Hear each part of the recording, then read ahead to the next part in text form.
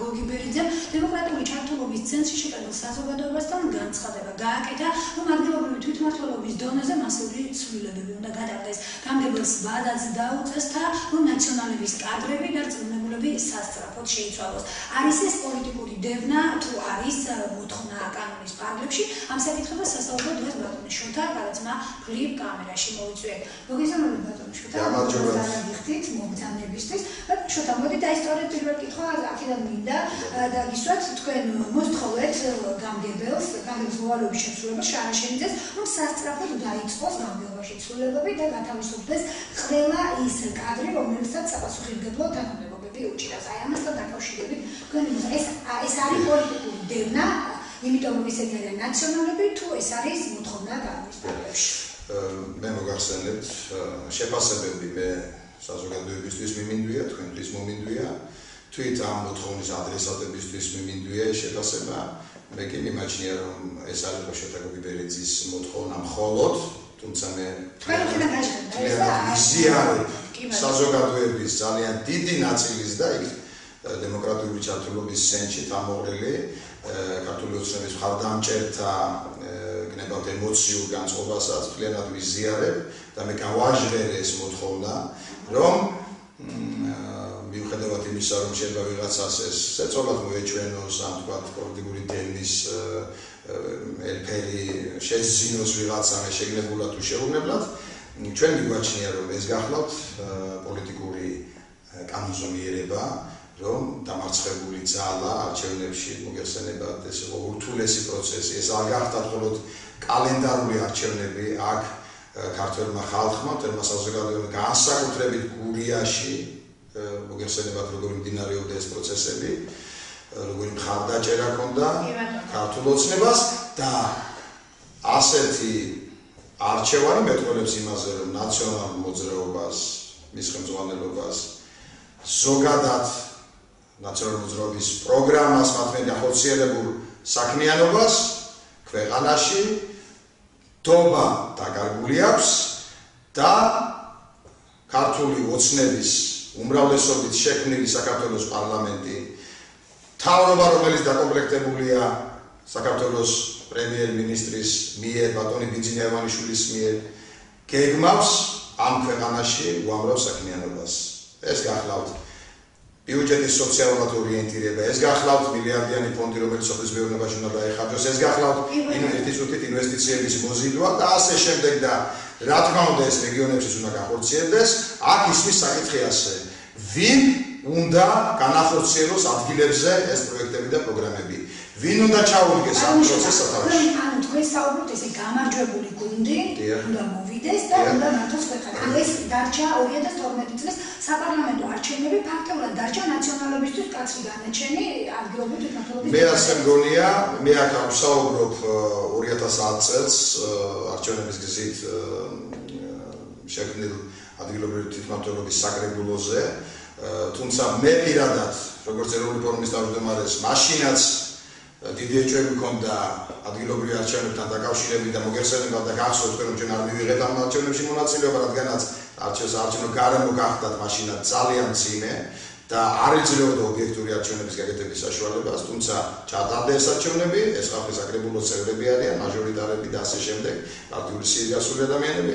ჩვენ ამ ეტაპზე, რა თქმა უნდა, მათ უფლებამოსილების შესახებ ავსაუბრობთ, თუმცა ჩვენი შეხედულებები მათთან დაკავშირებითაც გაგვაჩნია, მაგრამ იქ სადაც აღმასრულებელი გულზია საუბარი, სადაც საუბარია ნაციონალური მოძრაობის მიერ გაბერილ შტატებზე, უაზროდ შექმნილ აიპებზე, ეგრეთ წოდებულ არაკომერციული პირებზე, დარგობრივ სტრუქტურებზე, ადგილობრივ სამსახურებზე, გამგეობის სამსახურებზე, ჩვენ მიგვაჩნია რომ შესაძლოა ბატონი კოტე გადაცემაში სტუმრად ხარდა, ბატონი კოტემ ესეთი ფრაზები თქვა, რომ არ აქვს მნიშვნელობა ის იქნება ნაციონალი თუ იქნება ოცნების წარმომადგენელი, ჩვენ ვეცდებით შევინარჩუნოთ ყველა ის პროფესიონალი კადრი, რომელიც პირნათლად ასრულებდა თავის საქმეს. და თქვენი საუბარიდან გამომდინარე, გამოდის, რომ არც ერთ ადამიანს ამის შანსი არ ეძლევა. მე მოგახსენებთ მაგასთან დაკავშირებით, მე ვეთანხმები ბატონ კოტეს, კონსტანტინეს ამასთან დაკავშირებით, რომ მართლაც თუ პროფესიონალიზმის ხარისხი ადამიანის მაღალია, ის არის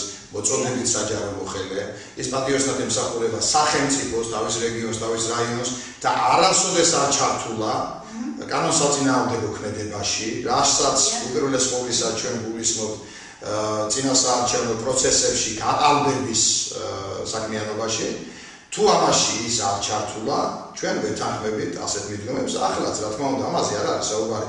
ასეთი ადამიანები, რიგით სპეციალისტებზე არ საუბრობ, უამრავი ნიჭიერი ადამიანი და თქვენ გახსოვთ, რომ მე თვითონ დიდი ხანი მუშაობდი საჯარო სამსახურში და უამრავი ჩემი მეგობარია იქ.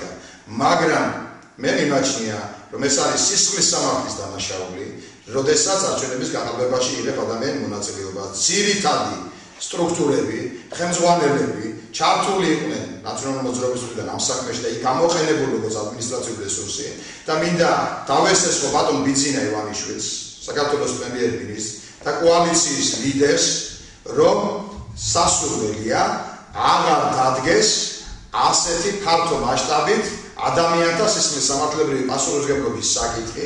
ერთგვარი ამნისტიაც კი მოხდეს მათი, თუმცა ეს არ ნიშნავს რომ ეს ადამიანები აუცილებლად გააგრძელებენ დიახ, აი არ ნიშნავს იმას, რომ დავჭეს სამსახურში. მოდით ვისაუბროთ ასე, პოლიტიკური კანონზომიერების მოთხოვნებიდან გამომდინარე, მიეცეს ქართული ოცნების აქტივისტებს, ლიდერებს, ნიჭიერ ადამიანებს, რომლებიც ძალიან აქტიურად იყვნენ ჩართული წინასაარჩევნო ბრძოლაში, მიეცეს საშუალება ის წინასაარჩევნო დაპირებები, რომლებიც უნდა განხორციელდეს ცხოვრებაში, აიღონ პასუხისმგებლობა და თვითონ განახორციელონ ხალხის საკეთილება. კოჰაბიტაციის წინააღმდეგით გამოდიხართ ამ შემთხვევაში. ხო თქვენ თქვით, რომ არ შედგება ეს ადგილზე. კოჰაბიტაციის ძალა მოვიდეს და მან მართოს ადგილზე სიტუაცია. კოჰაბიტაციასთან დაკავშირებით ფაქტობრივად გაგეცით კიდეც წინა შეკითხვაზე პასუხი, რომ ჩვენ ამ ეტაპზე ხომ ავსვამთ საკითხს თვითმმართველობის წარმომადგენლობითი ორგანოს ლეგიტიმურობის შესახებ. ეს არის წარმომადგენლობითი ორგანო, არჩეული საკრებულო, ჩვენ ამის თაობაზე ამ ეტაპზე არ ვსაუბრობთ. ჩვენ საუბრობთ ამას დეპუტატებზე. საქართველოს თავმჯდომარეს ძალიან ხშირად საუბრობენ, რომ მორალური უფლებაც არ აქვს, რომ დიახ, ეს არა მარტო ოზურგეთში, ეს უამრავ რაიონში მიდის ამას. ოპოზიციას. ისინი აი ამ თქვენს მიერ გაჟღერებულ თითოეულ ფრაზას, აი ამ მოქმედებებს, გნებავთ მასიურ ცვლილებებზე მოთხოვნებს, აფასებენ როგორც სამგანზომილებიან, აი რაღაც მიდგომებს ამ ადამიანების მიმართ. პირველი ისინი ამბობენ, რომ ან ხდება ეს ყველაფერი ფარული გარიგებებით, ან ხდება შტურმით, ან ხდება დაშინებით სამართალდამცავებით. ანუ ამ სამი კუთხით მუშაობენ. აი გუშინაც გააკეთა ნაციონალების წარმომადგენელმა შეხვედრაზე, რომ წამდებოდა ბატონი რატიანი, რომ ეს არის უბრალოდ ოცნების მხრიდან ძალის გამოყენებაზე ორიენტირებული რაღაც მოქმედებები და აი ეს არის მხოლოდ ის, რომ საზოგადოებას დაანახონ, რომ ისინი ესე იგი თუ წავართ გამორიცხვის მეთოდით, მე არ გავდივარ იმ კატეგორიაში, რომელიც ძალოვანი სამსახურების მხრიდან აკეთებს ზეწოლას და სამართალდამცავ ორგანოებიდან, მე არ გავდივარ იმ კატეგორიაში, რომელიც გარიგებებით აკეთებს ზეწოლას, ესე იგი მე შტურმავი ვიყოფილვარ, ასე გამოდის თქვენი შეფასებით. ესე მე მე არ შემოფასებ. გასაგები ასეთი მათი მოსაზრებით. დიახ, არ გახლავთ ასე ჩემო ძვირფასებო, არ გახლავთ ასე. ნუ იღებენ ისეთ მოსაზრებებს საფუძვლად, რასაც რეალურად არ გააჩნია რა არის საფუძველი.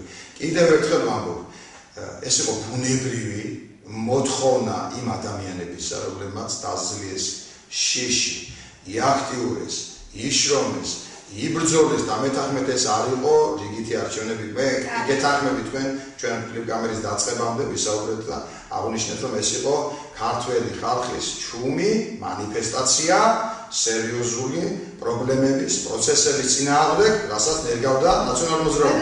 ერთი რამე გითხოთ. კოალიციასთან აი ცენტრალურ დონეზე რო ვისაუბროთ, ეს ყველაფერი რაც ადგილებზე ხდება. თქვენ კოალიციის წარმომადგენლების მხრიდან ეს არის ოფიციალურ პრესკონფერენციებზე გაჟღერდება თუ ბრიფინგების დროს გაჟღერდება თუ უბრალოდ საზოგადოებასთან შეხვედრა. თქვენ შეთანხმებულად მუშაობთ თუ არა ამ ადამიანებთან და გეტყვით რატო გეკითხებით ამას. ჯერის მითხარით და არიან ეს ადამიანები. მე მიგიტყვით რომ ეს გახლდათ განცხადებები, რომელიც გაკეთა დემოკრატიული ჩართულობის სენში, სწორედ ის განცხადებები, რაც გაკეთა აქ არანაირ შეთანხმებებზე და რაღაც ვერტიკალზე საუბარი არ გახლავთ, ეს იყო გაბრაზებული რაღაცა პროცესებით უკმაყოფილო ქართული ოცნების ხალხდამჭერთა ძალიან მნიშვნელოვანი ბირთვის მოსაზრება, რომელიც მე გავაშლე. თუმცა ეს მოსაზრება ზუსტად იგივე საუბრიდან გამომდინარე ცდება მხოლოდ მოსაზრების ხო, ანუ თქვენ თქვით, რომ თუ ეს 10 დღეში დაახლოებით 10 დღეში გამგებელი არ მიიღოს ამ გადაწყვეტილებას, არ გატარდება ცვლილებები, ჩვენ ზეწოლაზეც კი დამხმარება. ანუ ეს ნიშნავს, რომ მოსაზრებები მოქმედება არ გაჟღერებულა იმ მსგავსი არაფერი, გარდა იმისა, რომ ჩვენ ვაძლევთ მიგვაჩნია რომ პროცესი მიდის ნელი ტემპით. ჩვენ ვსურს რომ ეს პროცესი ჯანსაღად წარიმართოს სწორედ იმ პოლიტიკური კანონზომიერებების შესაბამისად, რომელიც ზემოთ მოგახსენეთ.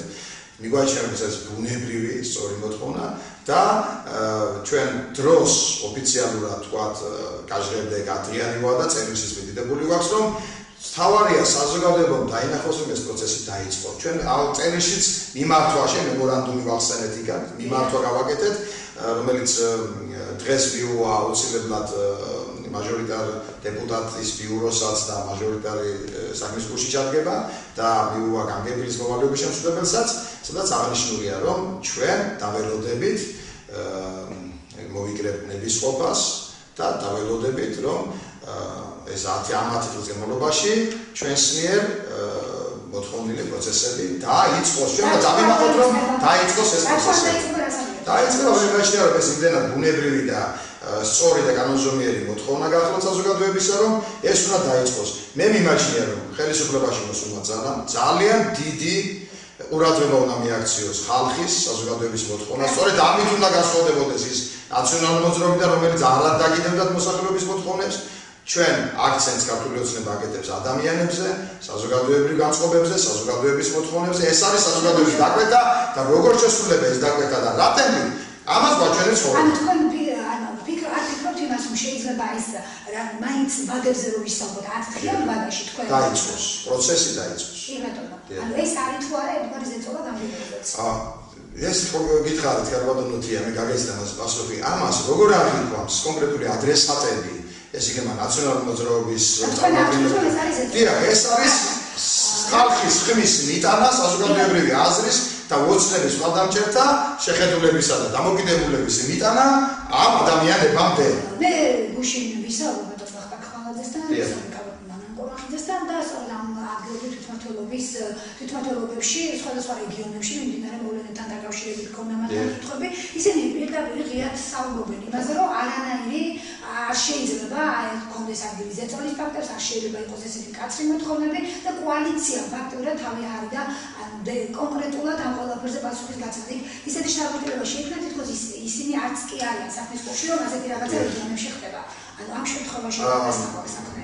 ისინი ამბობენ, რომ ასეთი ადამიანები უნდა დაისაჯოს კანონი, არ შეიძლება რომ ესეთი ეს შეეხება დიაგნოზით ახმები ასეთ მოსაზრებებს.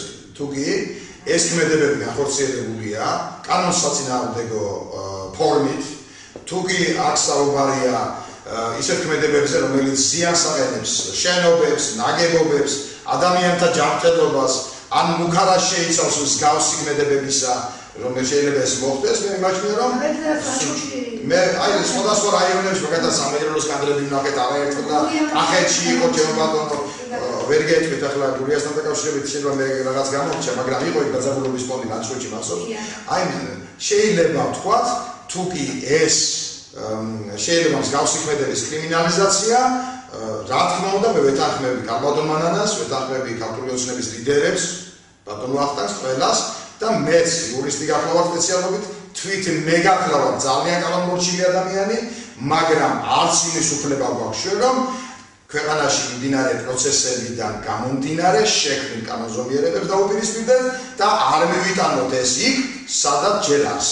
კარგი, და ბატონო ვისაუბრეთ, რომ თქვენ დღეში გადაცემის თემაზე და აუცილებლად მინდა თქვენ კომენტარი მოვისმინო, აი გუშინდელ ბატონ პრემიერ-მინისტრთან გაჟღერებულ ინფორმაციაზე, რომ ადგილზე მაგალითად პოლიციის უფროსი ზაზა პეტრიაშვილის მხრიდან ხდებოდა ქართული ოცნებიდან წევრების გადაბირება თავისუფალ დემოკრატებში. მსგავსი რაღაცა შეიმჩნევია.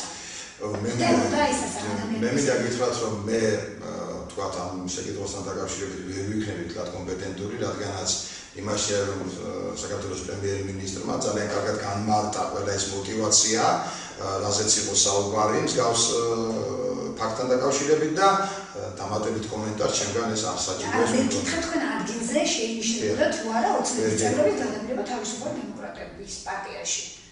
იყო თუ არა ესეთი შემთხვევა? როდის მსგავსი ფაქტების შესახებ მე რაიმე ესეთი კონკრეტული ინფორმაცია პირადად არ გამაჩნიეთ, რომ მე გახლავართ მოგესალმებით ევროპის თავმჯდომარე და კოალიციის ლიდერი და თქვა რაიმე ცდელობა თქვა პირადად ჩემსა და ჩემი აქტივის წევრების მიმართ მსგავსი არ ყოფილა, მაგრამ არ გამოვიწყავ, რომ მსგავსი ხორციელდებოდეს ზოგიერთი პოლიტიკური ძალებისაგან და შეიძლება არამედ თავისუფალი დემოკრატებისგან, რა ვიცი, გეტყვი. შეიძლება მეც ვცდილობ ვიღაცა მომიზიდო ჩემს პარტიაში. ეს გამიმაჩნია, რომ ეს რაღაც ტრაგიკული პროცესია. აქ კონტექსტია თავარი. რა კონტექსტში მიდიოდა ეს საუბარი? თუ კი ვიღაცას უსახავენ პერსპექტივას იმისა, რომ აი მოდი ჩვენი პოლიტიკური ძალა ძალიან ძლიერია, ჩვენ გვეყოლება პრეზიდენტობის კანდიდატი, ჩვენ გვეყოლება არა, ნაციონალურ მოძრაობას და სხვა მეთოდები ქონდა ამის. ძალიან დიდი მადლობა ბაკუშოთა. კიდევ ერთხელ იმისთვის რომ გამონაკლდა ჩვენი გადაცემის სტუმარი იყავით. მე კი ჩემს მაყურებელს შევახსენებ, რომ ეს გახლდათ გურის მოაბის ვებგვერდი გადაცემა ფილმ კამერა. მე გადაცემამდე გემშვიდობებით, კარგად გრძანდებოდეთ, ნახვამდის. კარგად გრძანდებოდეთ.